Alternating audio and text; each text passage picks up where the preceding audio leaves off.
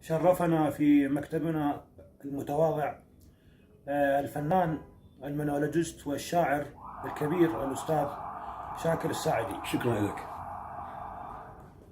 طبعا أنا يعني أتشرف بالأخ الأستاذ المطرب صاحب اللون المنفرد وصاحب النبرة النقية يوسف السماوي.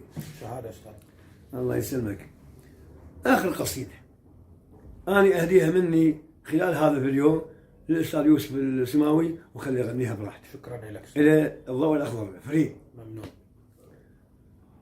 يقول مل مني حتى الورق مل مني حتى الورق، أكتب عليه كل يوم، أسرد أهات وقصص، وأقعد وبد ما أقوم، صرخات من القلم، هي الكتابة ألم، تسأل وجاوب أنا نصف القلب مفلوم.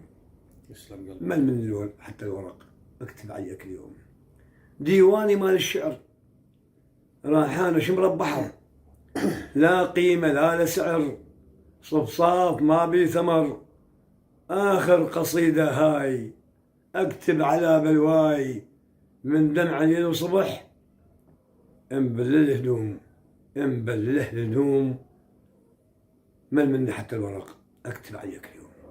والأخرى هم مهداة إلى يستاهل الأستاذ يوسف السماوي، والله يستاهل، أستاذ شاكر، لأنه أنا عرفت على شخصيته المتواضعة والبسيطة والإنسانية اللي فيه ويكفي هكذا. شكرا للطفك.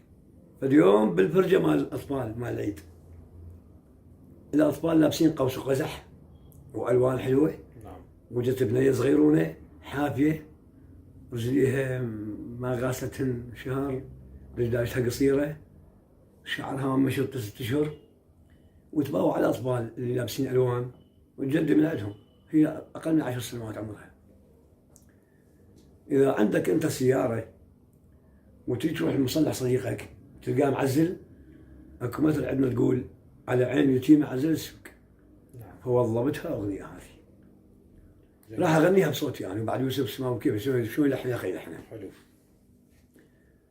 هي على بصراحة يعني مع احتراماتي الأخ حسين البصري، هي على التون مال حسين البصري بالضبط يعني. نعم.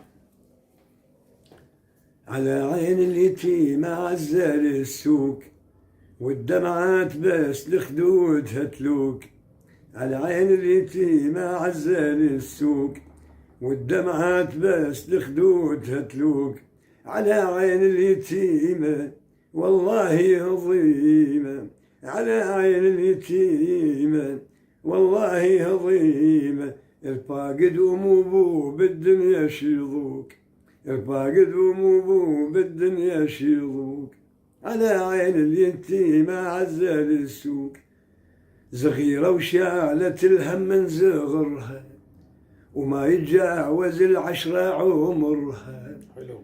صغيرة وشالت الهم من صغرها، وما يتجاوز 10 عمرها، تباوع على المراجيح تبكي حيل وتصيح، تباوع على المراجيح تبكي حيل وتصيح، بس تبكي بصوت وكله مخنوق، على عين اليتيمة عزل السوق. عاش صوتك أستاذ، عاش صوتك يا ولد. شكرا الأستاذ يوسف السماوي على الاستضافة في مكتبهم المتواضع، وتحياتي.